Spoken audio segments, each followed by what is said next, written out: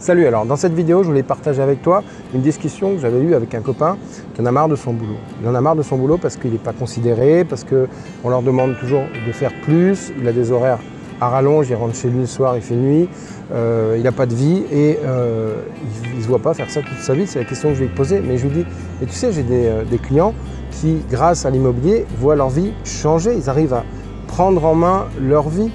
Et le problème, c'est que, comme souvent, comme beaucoup, il a quelqu'un dans sa famille qui a eu des ennuis avec un locataire qui a dégradé, qui n'a pas payé. Alors, pour moi, ce genre de peur, est-ce que c'est une raison pour ne pas oser se lancer? Pour moi, ça s'apparente à de la phobie. Une phobie, c'est quoi? C'est une peur inconsidérée. Parce que si on relativise le risque qu'il prend, est-ce que parce qu'une fois dans sa vie, il peut avoir un locataire qui dégrade ou ne pas avoir de loyer, est-ce que pour ça, pendant 40 années, il doit se contenter d'une vie qui lui va mal, une vie mal ajustée, où il ne s'éclate pas tous les jours? J'imagine que quand tu lui demandes comment il va, il doit répondre on fait aller. Elle est horrible cette réponse. Alors je lui dis tu vas faire quoi? Je sais pas, je ferai autre chose. Mais quoi? Je sais pas, on verra.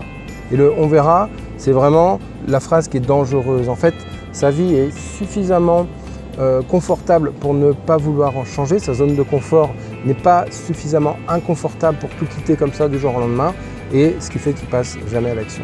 Et pourtant, sortir de sa zone de confort, c'est ce qui nous change la vie. Imagine si quand tu avais eu 1 an, tu as vu ton grand frère tomber en faisant ses premiers pas et que tu dises non, moi je n'apprendrai pas à marcher parce qu'on peut tomber. Finalement, marcher à genoux, ça le fait, ça marche. C'est un peu plus long, mais ça va, au moins je ne tomberai pas. Imagine, ce serait un petit peu compliqué quand même aujourd'hui. Mais le problème, c'est que les statistiques disent qu'il y a 1 Français sur 4 qui n'arrivera pas à l'âge de 65 ans. Alors pour mettre une image sur cette statistique, imagine que tu as un revolver avec un barillet 8 coups, dedans, ça reviendrait à mettre 2 balles. Donc c'est ta roulette russe, tu tires un coup, putain, je peux pas dire ça, et tu appuies sur la gâchette. Ça, c'est tes chances que tu as d'arriver à la retraite. Et encore, si tu projettes de le faire avec ton conjoint, comme vous êtes 2, statistiquement, il y a 2 fois plus de chances qu'il y en ait un des 2 qui meurt avant 65 ans. Donc ça fait finalement 1 chance sur 2 de vivre tes rêves après l'âge de la retraite. C'est incroyable. Alors tu vois, le vrai risque, c'est ça, c'est de ne pas profiter de ta vie. Donc avoir peur d'un impayé ou d'un locataire qui dégrade, je pense que comparé au risque de ne pas vivre la vie que tu as choisie, le risque est vraiment ridicule. Mais alors pour ça, pour passer à l'action, il faut un vrai objectif. Mais ton objectif, ça ne peut pas être juste de gagner de l'argent, d'être riche. L'idée toujours d'être riche, c'est pas d'investir dans des objets, c'est pas d'en avoir toujours plus, c'est d'investir dans des émotions, dans des choses qui nous font vibrer, qui nous donnent des frissons. Un objectif, ça doit te porter, ça doit te donner envie de te bouger et de sortir de cette fameuse zone de confort qui est si difficile à quitter. Et il te faut absolument cet objectif parce que sinon, tu es dans les rails et tu ne peux pas en sortir. Tu vois, il y a des chercheurs allemands qui ont fait une expérience sur des ouvriers qu'on a licenciés à cause de la crise du métal. Et donc, ils ont eu une retraite anticipée 1 an avant l'âge légal de la retraite. Eh bien, sur ces personnes-là, on s'est rendu compte qu'elles avaient 13,4% de chances de plus de décéder avant l'âge de 67 ans. Ça veut dire qu'en fait, ces gens, ils vont mourir d'ennui. Ils vont mourir, je rigole, c'est pas drôle, ils vont mourir d'ennui. Ils vont mourir parce qu'ils ne vont pas avoir suffisamment d'activité physique, parce que leur nouveau rythme de vie ne va pas leur convenir. Et parce qu'ils n'ont pas ce fameux rêve. Ils s'étaient trop habitués à leur travail, trop attachés à un travail qui leur apportait pour quoi, je ne sais pas, qui leur apportait a priori, qui leur suffisait. Mais quand on leur enlève leur travail, mais ils n'ont plus rien. On est tellement la tête dans le guidon. J'aime bien cette phrase, on est tellement dans le moule qu'on finit par devenir une tarte. On est tellement accroché à notre emploi de salarié, à notre vie de salarié, que des fois on n'a pas le recul nécessaire. Donc mon conseil, bien entendu, c'est de tracer votre propre chemin, de prendre une route secondaire. Mais attention, parce que imaginez un week-end du 15 août, vous êtes sur l'autoroute et c'est bouché parce qu'il y a un accident. Qu'est-ce que dit Bison Futé? Bison Futé dit faut prendre la déviation, il faut prendre la nationale temps pour arriver à destination. Mais que vont faire tous les gens qui sont sur l'autoroute? Ils vont aussi prendre cette déviation. Donc l'idée, c'est vraiment de trouver votre propre route. On dit que tous les plus hauts sommets sont déserts, et c'est vrai. Donc soyez plus malin que Bison Futé. Et on commence à voir ce phénomène de saturation dans certaines villes où tout le monde se rue, mais aussi dans avec certaines techniques d'investissement comme la courte durée ou la coloc.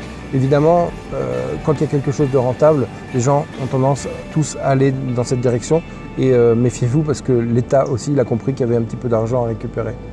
Donc en immobilier, pour être plus malin que Bison Futé, il faut que tu proposes ton propre logement, ton propre itinéraire qui soit tellement attachant que peu importe l'emplacement, peu importe la ville où tu vas acheter, tu arriveras toujours à trouver quelqu'un. Et ça, c'est vraiment une stratégie que tu dois te construire, qui doit te ressembler et qui sera différente des autres et qui va t'apporter des résultats différents.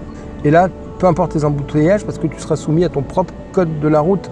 C'est toi qui vas créer tes règles et c'est toi qui vas réussir à créer un business qui te ressemble.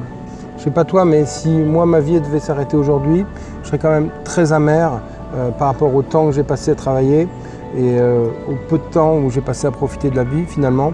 Je pense que j'aurais beaucoup de choses, beaucoup de regrets. Et pour ne pas avoir de regrets, j'ai décidé de vraiment vivre mes rêves. Maintenant que j'ai compris qu'on n'avait pas de temps à perdre, je voudrais partager avec toi un projet pas les moindres. J'ai pour projet de partir autour du monde pendant 1 an avec ma famille. Et ça, c'est quelque chose qui est possible grâce à mes investissements immobiliers.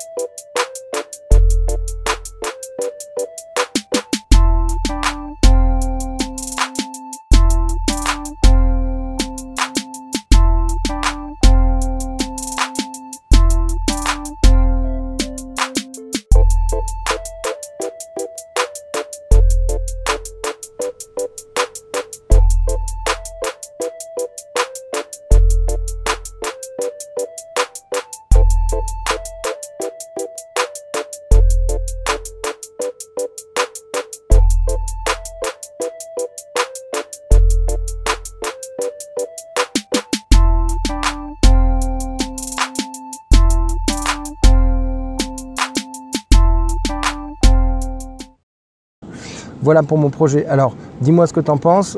Tu peux laisser un commentaire. Dis-moi ce que tu penses des pays que je projette de traverser. Si toi aussi tu as des rêves. Relativise tes peurs. Toi que la pire peur, c'est pas de ce qui peut t'arriver si tu passes à l'action, c'est ce qui va pas t'arriver si tu fais rien. Ciao.